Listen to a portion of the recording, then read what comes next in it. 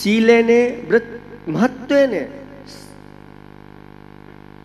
शील से महत्व से, वृत्तेने अपने चारित्र से, और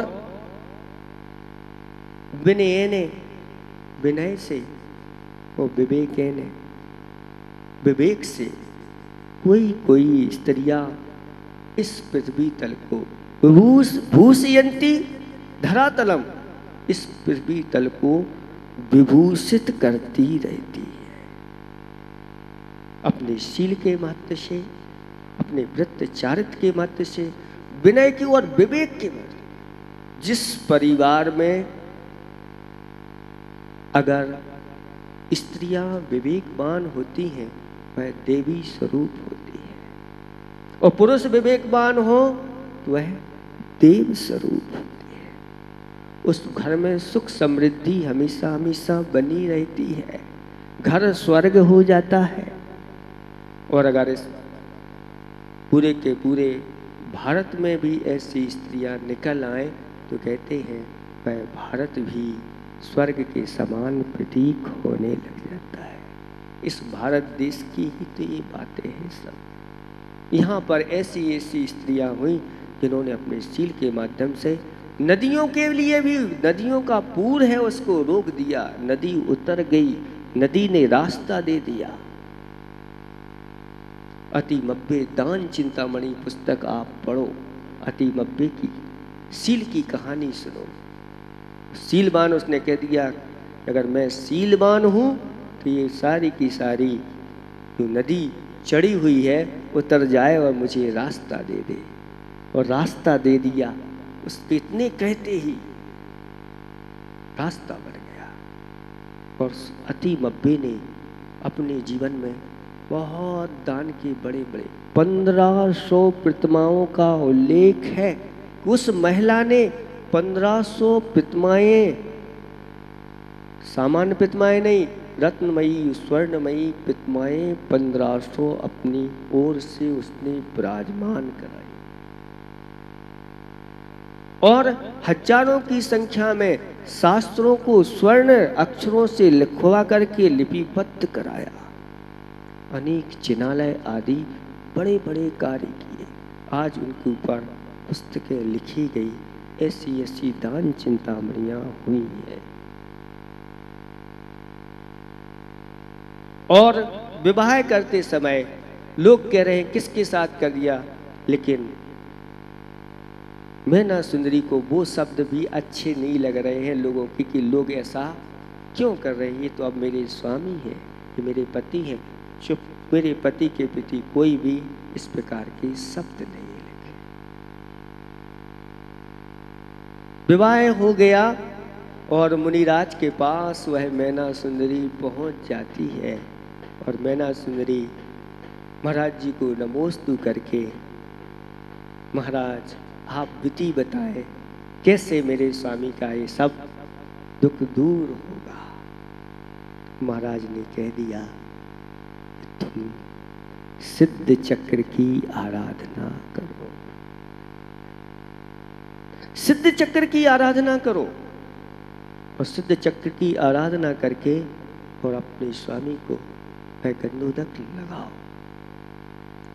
जब अष्टांगिक पर्व आए और सिद्ध चक्र की आराधना विशुद्धि के साथ प्रारंभ हुई, और प्रतिदिन वह गंधोदक लगाती गई, और जब अंतिम दिन आया और अंतिम समापन हुआ, हवन हुआ, मंत्रों की आहुति हुई, और जाकर के गंधोदक छिड़का, धीरे धीरे कम होता गया और उस दिन पूर्ण रूप से समाप्त हो गया। और 700 कोड़ी और भी थे, उनका भी वह दूर हो गया। वह कोड़ी से कामदेव के समान उनका रूप हो गया। पहले ही थे वह कामदेव के समान, लेकिन रोग होने के कारण से वह काया विकृत हो गई थी। ये क्यों हुआ था? तो आचार्य गुरु कहते हैं हमारे लिए मन वचन काय मिले हैं, और इन मन वचन काय की जब कुटिलता होती है तो फिर अशुभ नाम कर्म की प्राप्ति होती है। अशुभ चीजों की प्राप्ति होती है। और अगर हम विसंवाद करते हैं, विसंवाद का अर्थ धर्म कार्यों में विघ्न बाधा करते हैं, ये नहीं होना चाहिए, ऐसा नहीं होना चाहिए, ये विसंवाद दिया, अशुभ नाम कर्म बंद के लिए कारण बता दिया। ऐसा कोई भी धार्मिक क्रियाएं, अनुष्ठान और मोक्ष की क्रियाएं, उनमें कहीं भी कहीं कोई अपने मन वचन का ऐसे बाधाएं नहीं डालना चाहिए। आओ जाओ, आपका सौभाग्य, आप कर रहे हो, अरे वो ऐसा है, वो ऐसा है, वो क्यों ले रहा है दीक्षा आदि आदि, ऐसे भी मन में आ जाते हैं। अब आप तो ऐसी बात कर रहे हो, क्या आपने शास्त्र पढ़े हैं अंजन चोर कैसा था? बोलो, सप्त विष्णु था, उसकी जब कथा पढ़ोगे तो कहते हैं जहां वह पहुंच जाता था उसके नाम से बच्चा भी सुन करके रोने लग जाता था। ऐसा नाम प्रसिद्ध था कि अंजन चोर आ रहा है, सारे घबरा जाते थे, डर जाते थे। अभी भी अंजन चोर बोल रहे हैं, भले वो निरंजन बन गए हैं। उनकी कथा आप देखिए, और जब तीन लोक के नाथ के प्रति, पंच परमेष्टि के प्रति श्रद्धा जागृत हुई और सब कुछ पापों का त्याग करके यथाजात दिगंबर मुद्रा धारण करके और कैलाश पर्वत पर जा करके तपस्या की, साधना की और कर्मों को काट करके निरंजन बन गए। पापी से पापी जीव भी जब पापों का त्याग कर देता है तो वह फिर पापी नहीं कहलाता, वह पुण्यात्मा कहलाता है। और फिर उसमें उनके पास जा करके अच्छे अच्छे धर्मात्मा भी उनके चरणों में अपना सिर रख देते हैं। ये धर्म की महिमा है। इस धर्म की महिमा को कभी भी विषमवाद में नहीं डालना चाहिए। और इसके ठीक विपरीत अच्छे अच्छे मन वचन काया की सरलता, शुभता, विशस्तता और आपस में धर्म आदि संबंधी धर्म कथाएं आदि, ये सब हमारे लिए अच्छे अच्छे नाम कर्म को देने वाली है। लेकिन हमारे भगवान कहते हैं हमें आगे जाकर के नाम कर्म से भी ऊपर उठना है, सहनशील बनना है। थोड़ी थोड़ी बातें हमें सहन नहीं होती। अचेसी ने स्त्रियों की प्रशंसा करते हुए मूक माटी में बहुत जगह अनेक अनेक नाम दिए हैं। उसमें एक स्त्री का नाम दुहिता आता है। क्या आता है? दुहिता। और अचेसी ने पंक्तियां लिखी कि उभय कुल धर्म वर्धनी, उभय कुल धर्म वर्धनी, उभय लोक सुख सर्जनी, सुपरहित संपादिता। जहां कहीं जिस किसी तरह भी रह करके तो हमेशा हमेशा हित का दोहन करती रहती है, वह दुहिता कहलाती है। जो इस कुल को भी सुशोभित करती है, दूसरे कुल में भी चली जाती है तो उसको भी वह सुशोभित करती है, और यहाँ भी सुख का संपादन करती है, और परलोक में चली जाती है तो वहाँ भी सुख का सुपरहित में ही उसकी परिणति होती है, और इसलिए वह दुहिता कहलाती है। ये सारे सारे गुण अपने अंदर आना चाहिए, क्योंकि अगर ये गुण आ गए तो हमारा पूरा का पूरा जीवन बहुत ही सुंदर बन जाता है, बहुत ही सुखकारी बन जाता है। ऐसा आचरण, इसलिए स्वयं जो स्वीकार है पिताजी ने हमें कर दिया बड़ी प्रसन्नता के साथ, और सारा का सारा पासा पलट गया। पिताजी आदि को जब खबर मिली तो वह भी देख करके आश्चर्यचकित है कि मैंने इन्हीं के साथ विवाह किया था। तो पिताजी को भी अब पूर्ण सिद्धांत हो गया कि कर्म जो है ना, भाग्य तो अपने हाथ में है, जैसा आपने किया है वह उदय में आएगा, लेकिन उसको जो अच्छी तरह से सहन करता है तो अपने भाग्य को भी वह परिवर्तन कर सकता है पुरुषार्थ के माध्यम से, भक्ति के माध्यम से। भक्ति में वो शक्ति है, या चरवुन कहते हैं, एक दिन वह मुक्ति को भी प्राप्त करा देती है। इसलिए इनकी आराधना निरंतर करते चले जाओ और अपने आप में सहनशील बनो, अपनी उदार चित्तता रखो। ऐसी उदारता हमें अपने लक्ष्य को पाना है, और हमारा लक्ष्य तो वही है सिद्ध बनने का। सिद्धों की यात्रा में हम शामिल हैं। जैसे नदी निकलती है और उसका एक ही लक्ष्य होता है, कहाँ तक जाना? सागर तक उसको जाना। बीच में कितनी प्रकार की अड़चनें आती हैं, कहाँ कहाँ से नदियाँ निकली हैं। एक बार अगर शुरुआत आप देख लो नदी की यात्रा, कहाँ से नर्मदा नदी की यात्रा देख लो, कहाँ से किस रूप में शुरू हुई और कहाँ से कैसी कैसी निकल के गई। अनेक चट्टानों को भी काट करके आप जबलपुर जाएंगे, भीड़ा घाट में, वहाँ बंदर कूदनी है, देखो कैसा ऐसी काट करके, वो कितनी पुरुषार्थ करके वह नदी। किसी ने नदी के बारे में बहुत अच्छी पंक्तियाँ लिखी हैं, सुना दें क्या? सुनना है? कहते हैं कि जहाँ ना पहुँचे रवि वहाँ पहुँच जाए कवि, और जहाँ ना पहुँचे कवि वहाँ पहुँच जाए स्वानुभवी। आचार्य भगवत ने भी नदी के ऊपर लिखा, तो अन्य कवियों ने भी लिखा है, लेकिन बहुत अच्छी पंक्तियाँ हैं। आपको सुना करके फिर हम समाप्त करेंगे इसको, थोड़ा सा जितना भी हो जाए।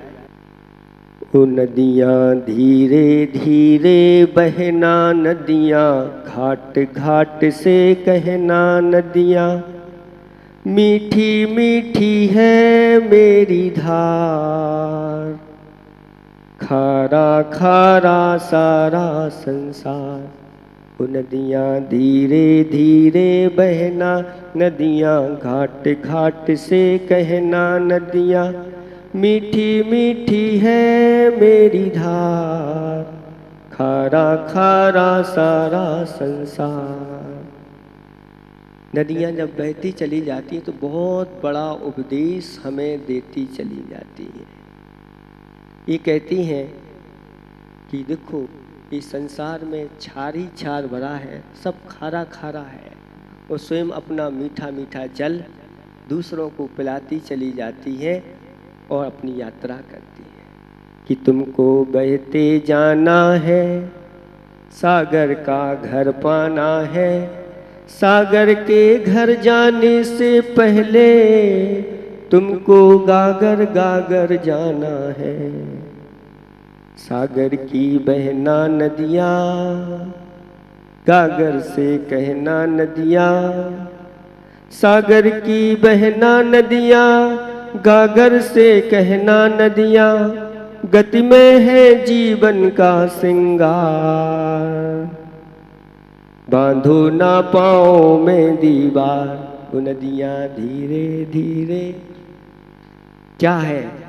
इन पंक्तियों को थोड़ा सा ध्यान दो आप लोग, कि सागर के घर जब जाना, थोड़ा सोना नहीं, कि तुमको बहते जाना है, सागर का घर पाना है। हम सबको बहते जाना है और अंतिम हमें सिद्धालय प्राप्त करना है। लेकिन सागर के घर जाने से पहले गागर गागर जाना है, गांव गांव जाकर के, नगर नगर जाकर के दूसरों की भी प्यास बुझाना है। साधु परमिष्टि ऐसी तो होते हैं, आचार्य परमिष्टि नगर नगर जाकर के और सबको धर्मामृत का पान कराते ही रहते हैं। और गागर गागर जाकर के भी ये कहा कि वहीं तक नहीं रह जाना, क्योंकि अगर गागर में रह गए तो फिर आगे नहीं सागर में बढ़ पाओगे।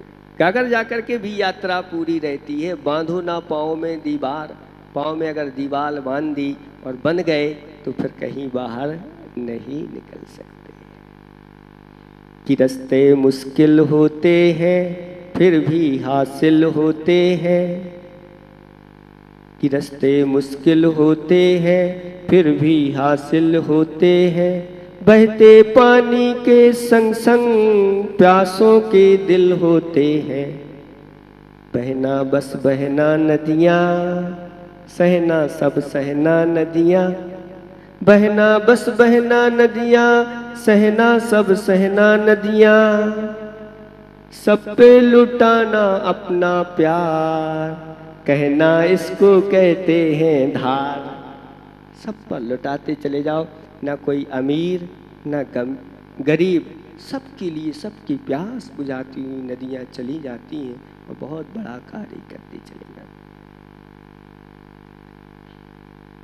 कि सीमाएं क्या होती हैं कैसे तोड़ी जाती हैं। तोड़ी सीमाएं फिर से कैसे जोड़ी जाती हैं। सबको सिखलाना नदियाँ, सबको बतलाना नदियाँ। सबको सिखलाना नदियाँ, सबको बतलाना नदियाँ। कि सीमाओं में भी है विस्तार, साधो ना लहरों पे तलवार। ओ नदियाँ धीरे धीरे। सारी जो सीमाएं बनती हैं तोड़ी जाती हैं, सब नदियों के कारण से ही। यहाँ की सीमा है उस चित्त की सीमा है आदि आदि। और बहुत बड़ी शिक्षा देते हुए सीमाओं को कैसे तोड़ा जाता है, जोड़ा जाता है, सीमाओं का विस्तार कैसा होता चला जाता है, ये सब उनसे हम शिक्षा ले सकते हैं। कि विचलित गतियों से बचना, अपना पथ खुद ही रचना। कि विचलित गतियों से बचना, अपना पथ खुद ही रचना। अपनी ही रचना में तुमको झलकेंगी गंगा जमुना। अपना पथ अपना होगा, अपना पथ अपना होगा, अपना रथ अपना होगा। अपना पथ अपना होगा, अपना रथ अपना होगा, अपनी ही होगी रफ्तार। अपनी कश्ती अपनी पतवार। वो नदियाँ धीरे धीरे अपना। इस प्रकार से अपने आज वर्तमान में जो विचलित गतियाँ हैं अनेक प्रकार की, उनसे बचना है। हमें अपने आगम के अनुसार चलना है, हमें अपने देव सात गुरु के अनुसार चलना है। और अपनी ही कश्ती और अपनी ही पतवार, अपना ही रथ और अपनी ही रफ्तार अपनी जब होगी तो बहुत जल्दी हम अपनी मंजिल तक, सिद्धालय तक पहुँचेंगे। अंत में ये पंक्ति करके कहते, देखो अब नदियाँ पहुँचती हैं सागर में जब, तो क्या होता है।